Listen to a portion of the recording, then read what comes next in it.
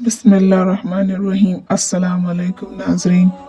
अल्लाह ताला ने फरिश्तों को हुक्म दिया कि आदम को सजदा करो तो सब ने सजदा किया, मगर इब्लीस ने ना किया।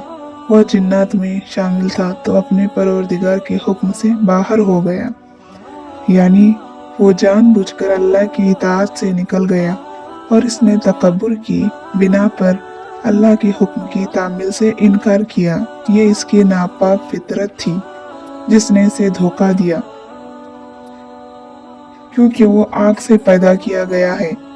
हजरत आयशा रज़ियल्लाहु ताला अन्हा से रिवायत है कि रसूलुल्लाह सल्लल्लाहु अलैहि वसल्लम ने फरमाया, फरिश्ते नूर से पैदा किए गए हैं, जिन आग के शोले से पैदा किए गए हैं, और आदम अलैहिस्सलाम इस चीज मिट्टी से पैदा किए गए हैं।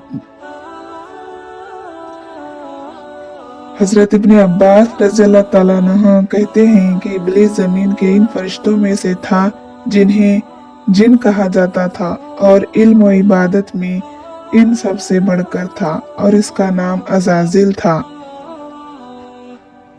इब्लीस की जलावतनी। जब इब्लीस ने हुक्म इलाही की तामील से इनकार किया तो अल्लाह ताला ने इसे ता क़यामत लानती और मरदूद करार देकर निकल जाने का हुक्म दे दिया, और इसका मुकाम और मर्तबा भी छीन लिया। अल्लाह ताला ने इब्लीस से फरमाया, इस जन्नत से उतर जाओ, इससे निकल जा।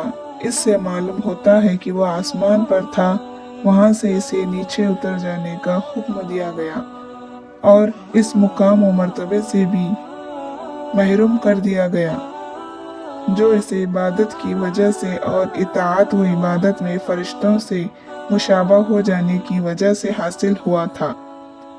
इसके तकब्बुर, हसद और नाफरमानी की वजह से इससे ये मर्तबा छीन लिया गया और इसे जिल्लत व लानत के साथ जमीन पर फेंक दिया गया।